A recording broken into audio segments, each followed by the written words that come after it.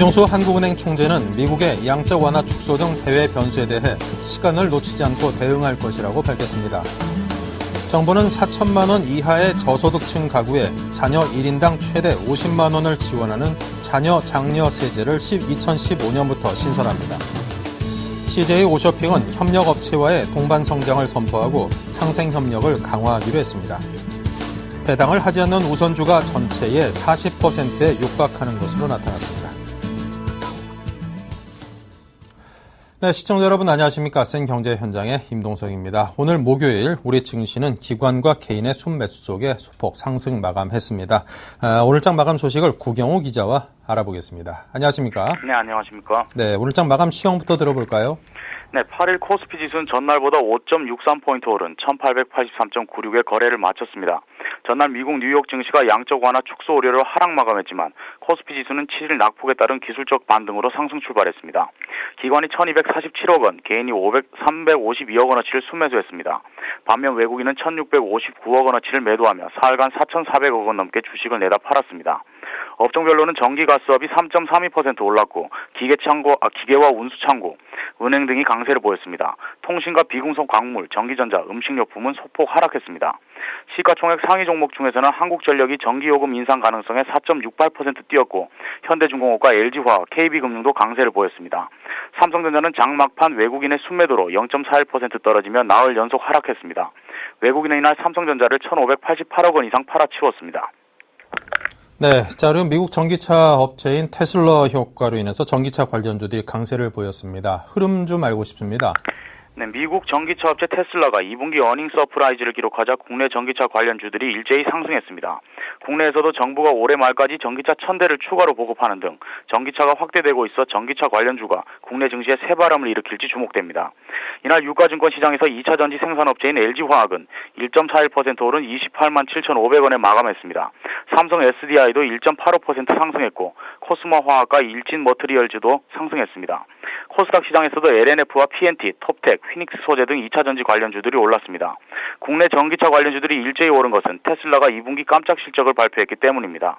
전날 테슬라는 2분기 매출이 4억 510만 달러, 순손실이 3,050만 달러를 기록했다고 밝혔습니다. 매출은 전년 동기 대비 15배 늘었고 적자폭은 5분의 1로 줄었습니다. 전문가들은 테슬라의 전기차 모델인 모델 S가 유럽과 아시아 시장에 진출이 본격화되면 괄목할 만한 성장을 기록할 것이라고 전망했습니다. 전기차 시장의 성장으로 중대형 2차 전지 시장이 폭발적으로 커지며 관련 업체들의 매출도 덩달아 오를 가능성이 있다고 분석했습니다. 네, 자, 그리고 한국가스공사의 유상증자 발표가 임박하면서 이 주가 하락에 대비한 공매도 가능성이 언급되고 있군요. 네, 업계에 따르면 한국가스공사는 13일쯤 2분기 실적 발표와 더불어 유상증자를 확정할 것으로 전망됩니다. 한국가스공사는 올 들어 부채 축소를 위해 대규모 유상증자를 계획했지만 기관장이 교체되면서 일정이 연기된 상태였습니다. 한국가스공사는 이달 안에 유상증자 계획을 확정짓고 자금 확충에 나설 것으로 보입니다. 제3자 배정 방식의 유상증자이며 최대 주주인 정부가 1,600억 원을 투자하게 됩니다. 2대 주주인 한국전력과 서울시 등 지방자치단체는 유상증자에 불참할 가능성이 높습니다. 실권주는 일반 공모로 배정되고 유상증자를 마치게 되면 부채율은 390%에서 300% 초반으로 축소될 예정입니다. 증권가에서는 한국가스공사의 유상증자 규모가 작지 않은 만큼 주가 충격은 불가피할 것이라고 보고 있습니다. 주가 하락에 대비한 공매도가 나올 가능성이 높아 수급 부담이 크다는 분석입니다. 한국거래소에 따르면 한국가스공사의 대차잔고는 최근 620만 주까지 증가했습니다. 지난달 초 280만 주에 불과했던 대차잔고가 2배 이상 급증한 상황입니다. 대차잔고는 주식을 빌린 뒤 갚지 않은 물량을 말하며 흔히 공매도로 이어집니다. 전문가들은 유상증자와 관련된 실권주가 발생할 경우 물량 부담 요인이 될 수 있는 데다 최근 대차잔고가 급격히 증가해 공매도가 우려된다고 판단했습니다. 네, 자, 지금까지 구경호 기자와 함께했습니다. 감사합니다. 감사합니다.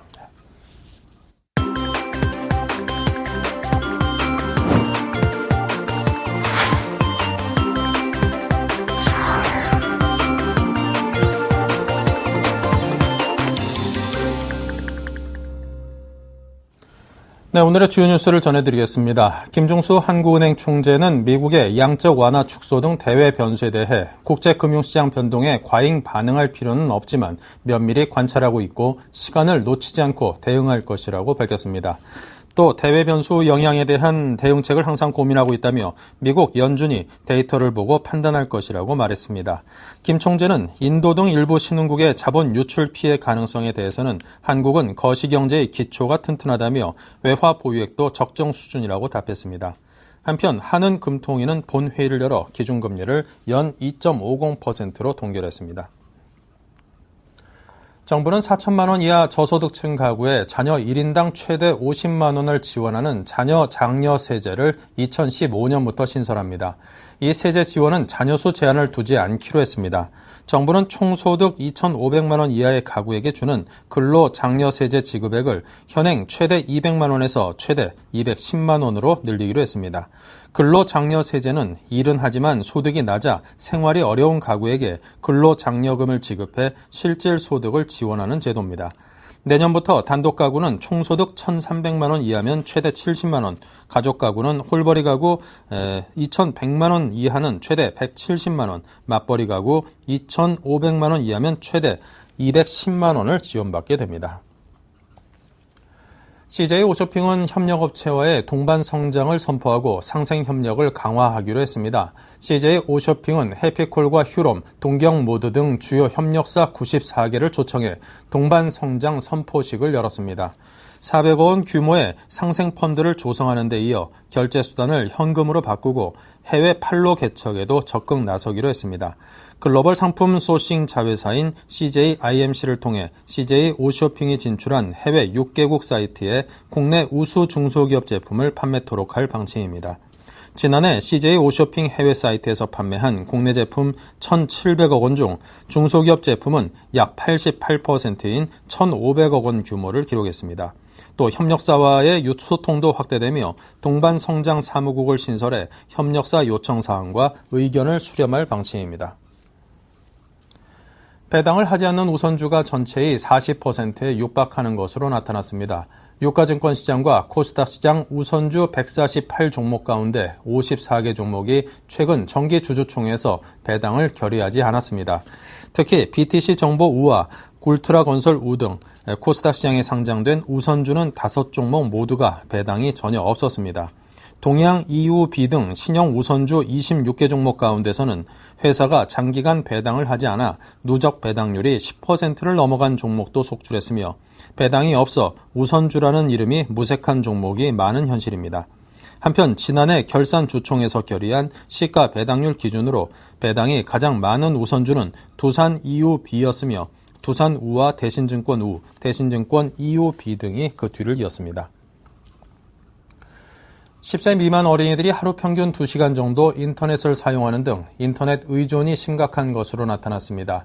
미래창조과학부와 한국정보화진흥원이 만 6세 이상 전국 인터넷 이용자 5,000명을 대상으로 조사한 결과 유치원과 초등학교 저학년에 다니는 연령인 6에서 9세 사이의 평균 인터넷 사용 시간이 2시간을 기록했습니다. 어린이들의 인터넷 활용도도 성인 못지않은 것으로 나타났습니다. 6세에서 9세 사이 어린이 응답자의 절반 정도가 이메일을 이용하고 37.7%는 카카오톡과 같은 실시간 메시지 서비스도 이용하고 있었습니다.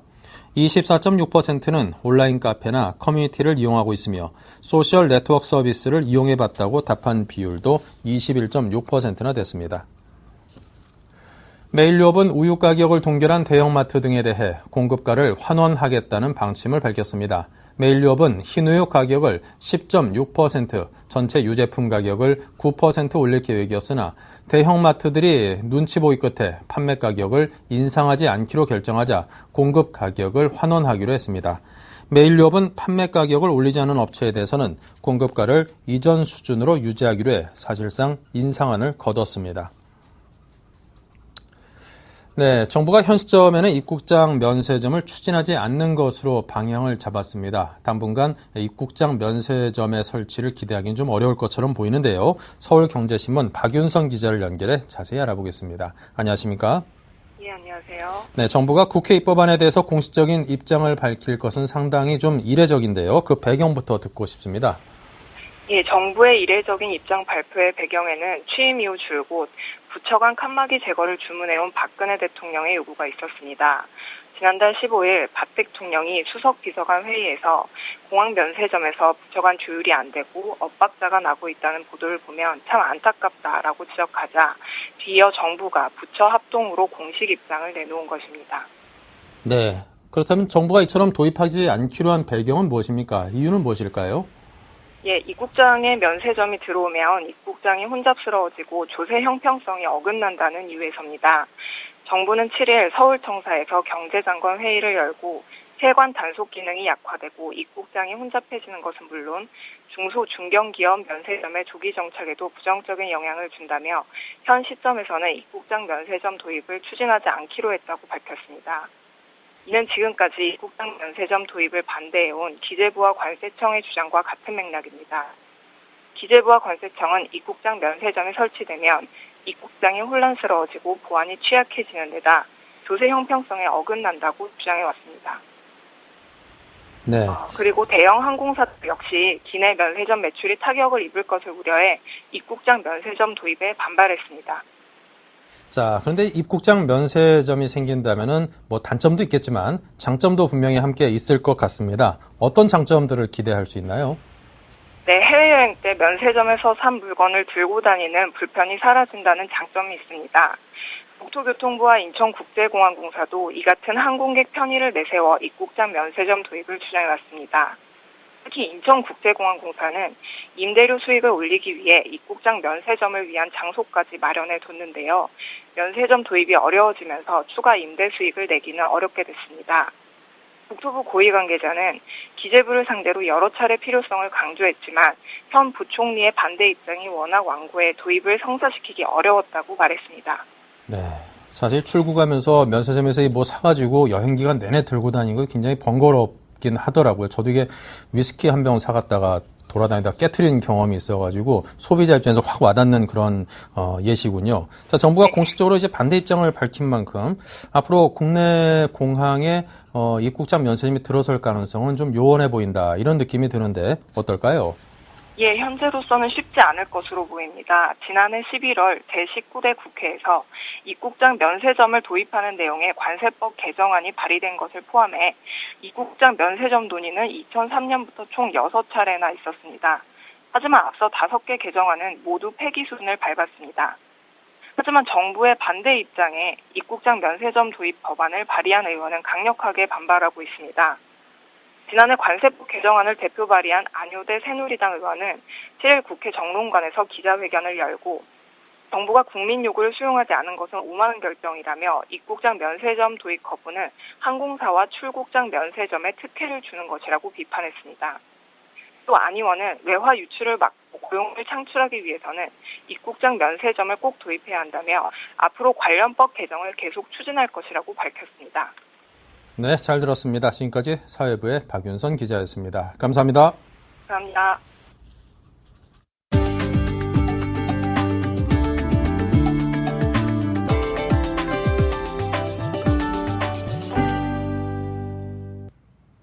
올해 하반기 국내 기업들의 설비 투자가 위축될 전망입니다.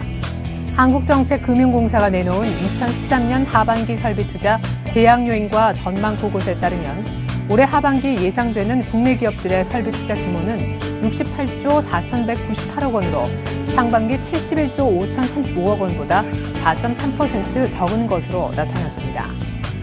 대기업의 경우 상반기 58조 8,851억 원에서 하반기 56조 3,936억 원으로 4.2%, 중견기업은 8조 7,429억 원에서 8조 6,340억 원으로 1.2% 각각 줄어들 예상입니다.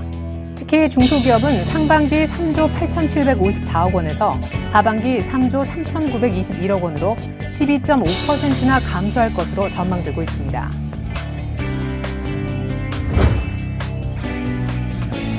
삼성전자는 최근 수요가 급증하고 있는 차량용 반도체 사업을 하반기부터 본격적으로 확대할 방침입니다. 현재 D램 위주인 차량용 반도체 사업 영역을 스토리지 쪽으로 넓힌다는 계획입니다. 삼성전자는 최근 보급이 급속히 늘고 있는 차량용 블랙박스에 탑재될 솔리드 스테이트 드라이브 수요도 늘어날 것으로 보고 있습니다. 자동차에 들어가는 부품의 3분의 1이 전자장치로 200여 개 반도체가 들어갑니다. 자동차 원가에서 차지하는 전자 부품의 비중은 20에서 30%에 이르고 있습니다. 이에 따라 전자업체들은 자동차 분야를 새로운 성장 동력으로 인식하고 투자를 확대하는 추세입니다.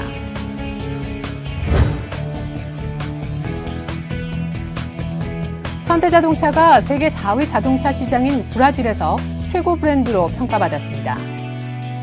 현대차의 브라질 전략 판매 제품인 HB20는 브라질 자동차 판매업 협회 정기총회에서 2013년 최고의 브랜드상을 수상했습니다. 지난해 11월 브라질의 현지 공장을 건설한 후 HB20를 판매하기 시작한 지 10개월밖에 안 되는 점을 고려하면 빠른 속도로 시장에 안착하고 있다는 평가를 받고 있습니다. HB20는 지난해 11월부터 6월까지 브라질 언론사들이 주관하는 7개 상을 잇따라 수상했습니다. 브라질 자동차 업계에서 언론사가 주는 상을 7개 연속으로 받은 건 HB20가 처음입니다.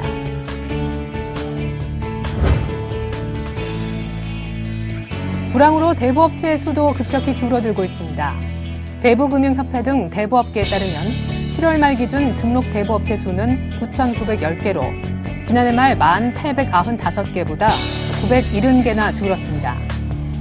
대부업 관련 공식 통계가 작성되기 시작한 2006년 이후 대부업체 숫자가 10,000개를 밑돈 것은 이번이 처음입니다.